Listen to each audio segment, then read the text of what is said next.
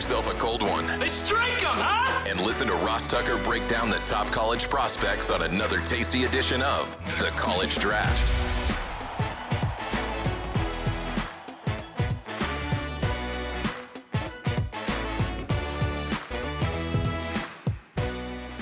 Yeah, it's Daddy Soda time here on the College Draft Podcast, presented, of course, as always, by DraftKings. DraftKings, the crown is yours. We are talking about Emory's top tight ends on today's show, always getting you ready for the 2025 NFL Draft.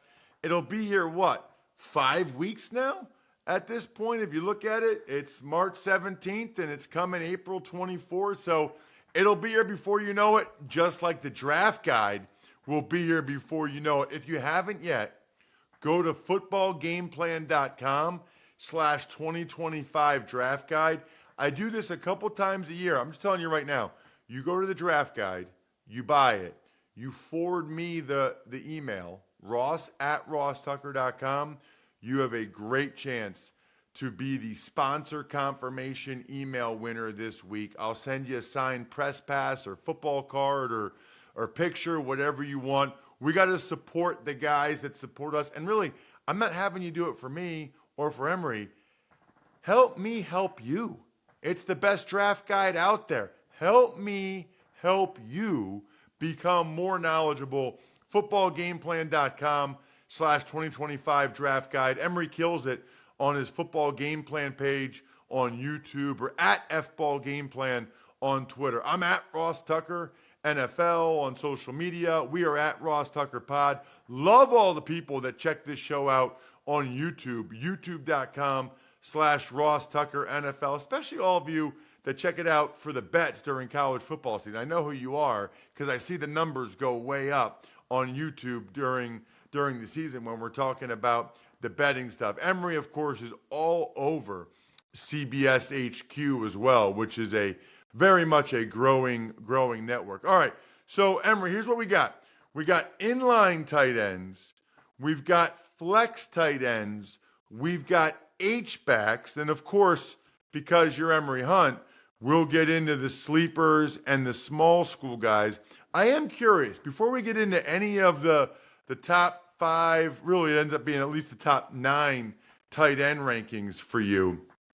Any big takeaways, Emory, from any of the free agent signings or any of the moves that have been made yet around the NFL from a scouting standpoint? Maybe even like your thoughts late last night on the Bengals making the decision to pay not one but 2 receivers really, really big money. I think I saw somewhere where now Burrow, Chase, and T. Higgins are now, the 3 of them are like $120 million a year, because it's 50-something for Burrow, 40-something for Chase, and almost 30 for T. Higgins. So you're talking about $120 million a year for those guys, Emory. I have no issues with the Bengals paying Chase and also T. Higgins. I actually love it, because here's the thing. Two parts of this, Ross. The Bengals, quiet as kept, have the smallest scouting department, yet they tend to always nail the draft at certain positions. They really have drafted well. We can go back to, Ken Anderson and the weapons he had at receiver and tight end, to Boomer Esiason, to what he had, to Carson Palmer, to John Kitna, to now to Andy Dalton, to now with Joe Burrow. So they do a good job of drafting. And I'm saying that to say the second part is, if you're going to pay your known commodities, which I agree with, you have to ace the draft. The Rams have shown you the model. Hey, we can give up first-round picks for known assets, but we're going to nail rounds 3 through 8, and the 8th round being the undrafted rookie free agent. So if you're able to do that, you can get those cheap, talented players on rookie deals while paying the known commodities. I don't have a problem with that at all. And also, I like what the Jets have done in terms of adding Justin Fields, because him, along with that run game with Garrett Wilson, whom he already has great rapport with, and a chance at pick number 7 to add a tight end like a Tyler Warren, or maybe another receiver like Tedoroa McMillan, someone else to help build that offense out.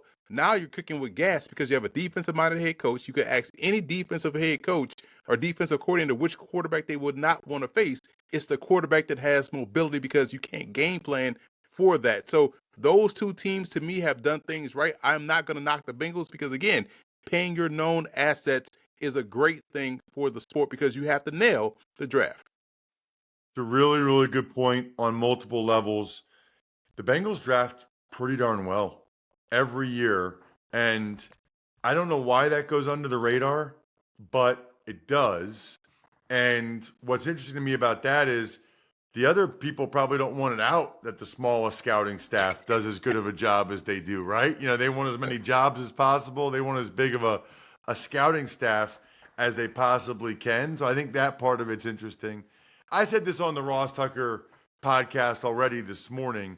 My only issue with the Bengals would be I don't know why they waited for both those guys. They cost themselves a bunch of money. I think they're paying those guys now, if it's 40 and a little over 28, they're paying those guys almost $69 million a year. The Eagles, comparatively, okay, I think are paying A.J. Brown and Devontae Smith $57 million a year. I'm not saying A.J. Brown and Devontae Smith are as good as T. Higgins and Chase, but they're pretty darn close. For $12 million less per year, that's the value of getting those guys signed earlier that people, I think, lose sight of a lot. Speaking of tight ends, Emory, you mentioned Tyler Warren. It's interesting. You break down the tight ends as three different groups: inline tight ends, flex tight ends, and H-backs. I love when you kind of break down the differences between the different positions. So why don't we start there? Right, because we know you could have three tight ends on the field at the same time, and they'll all be playing three different spots. They're not a monolith, just like the receiver position, just like cornerback, just like safety, for that matter. When you look at the inline tight end, that's your classic inline guy that can block, but also be a very good receiver. That's self-explanatory. Your flex tight end is more of the new wave of receiver first, blocking optional type guy. Not to disrespect the guys that are out there as a flex tight end. They can block, they can get in the way a little bit, they can also show some effort, but you typically think of those guys as more receivers more so than blocking guys. And H-backs are the versatile piece. They can block in line, they could be moved around the formation, they could flex out wide, they can be put in the backfield, and you could hand them the football. One of the classic H-backs I like to bring up, remember Jim Jensen, who played with the Dolphins, Warden of 11, threw football, was a passer as well too. So you have those type of players that can be moved all around the chess piece. You kind of have to make sure they have their own element as well, because not everyone can do what an H-back can do. No, you're right about that. I don't think I've ever seen anybody do all the stuff that Tyler Warren did for Penn State this past year. I mean, that was pretty remarkable to watch. Is there, just curious, Emory, is there one of these that you think is more valuable than the other? Is it just like, hey, what different ice cream flavors? Or, hey, it'd really be nice to have a stud inline tight end, or you're better off having a stud H-back that you can move around? I'm curious about that. That's a great question, Ross. I would say it's probably best to have a stud H-back because you can affect the defense in so many ways. Because the H-back, let's say Kittle, gets down and dirty and blocks. But hey, it's a big play in the game. We need to pass it. We need a reception. We could flex him out a little bit and have him win one-on-one and go above the rim. Or, hey, we got a great running back that we want to get to the perimeter. Who can we kind of like put on the moves to kind of get a better angle in the running game? The H-back. And I think that's why the H-back is a little bit more valuable in today's game, more so than the inline guy or more so than the flex guy, because those guys, to me, tend to be a little bit more one-dimensional in their approach. Let's start then with the H-backs, if that's the case. And we'll start with Tyler Warren from Penn State. I watched a lot of Penn State football. I've met Tyler. I watched him in high school when he was a dude. So back in the day, I used to do a Penn State show. So I would watch these guys when they were high school recruits. Emory, he was the quarterback, like all the way down the field. But then every once in a while, when they would get inside the 20, you would think him at quarterback, inside the 20, they would just run it with him. Actually, when they got inside the 20s sometimes, they would move him to receiver and just throw him fade balls in the end zone, and he would just dunk on people's heads. It was like hilarious. It was like when they moved him to wide receiver, it's like, what do you think they're going to call on this play? Like, what do you think's about to happen? So anyway, very, very, very fun high school player to watch.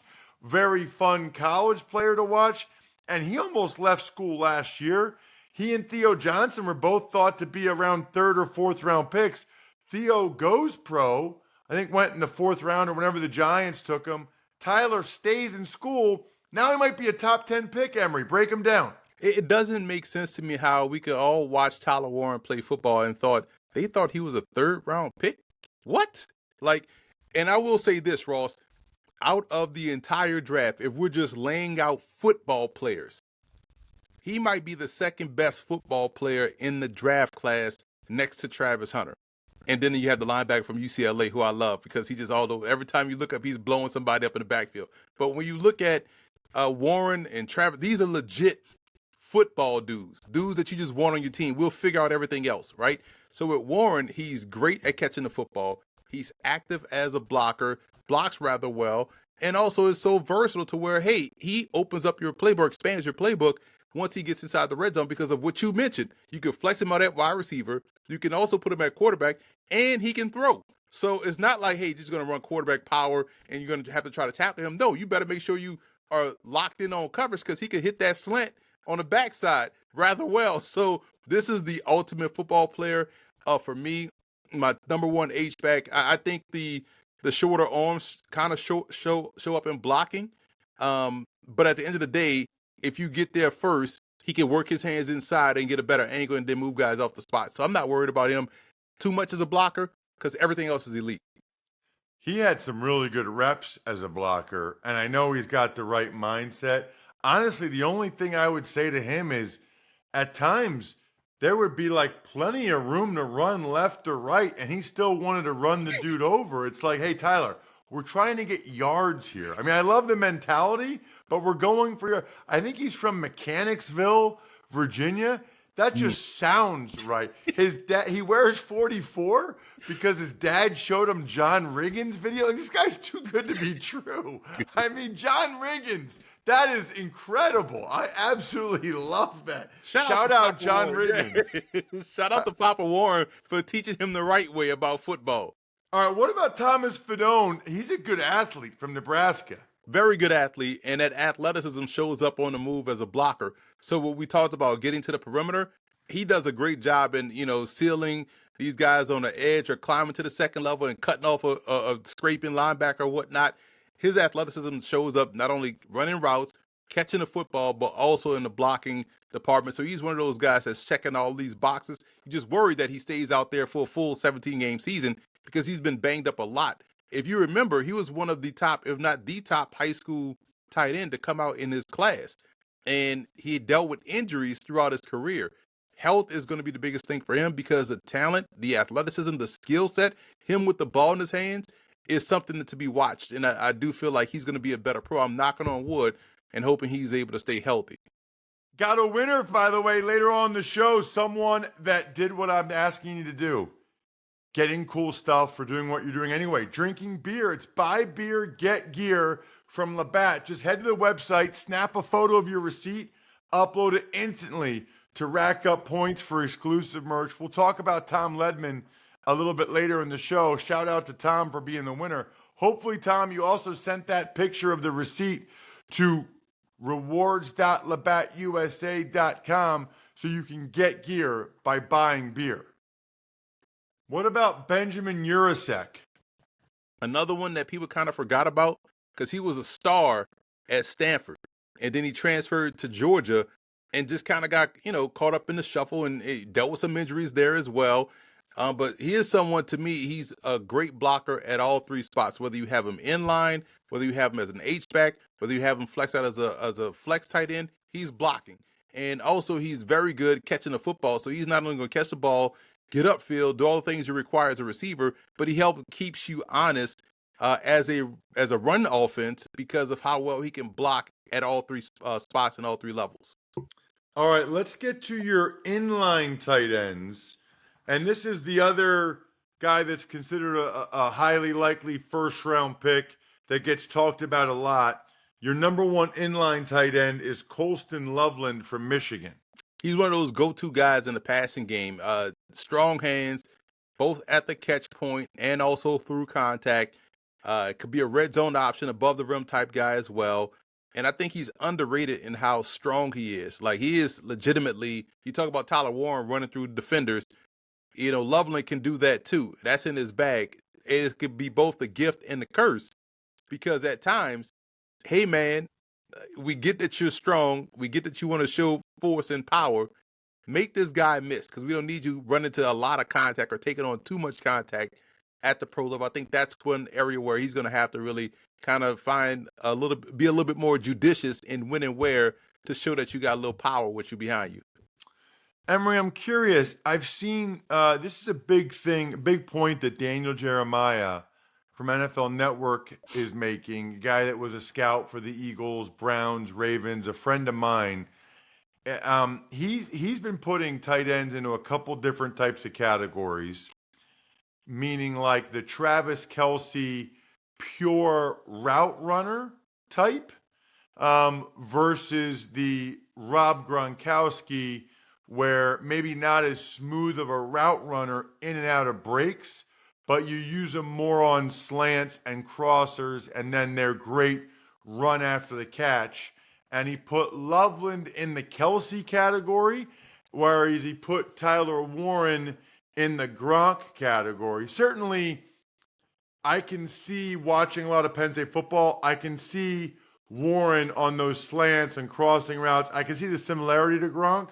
I also don't recall Penn State using Warren to run a lot of those like pure receiver, in and out of your breaks quickly, like a Travis Kelce type.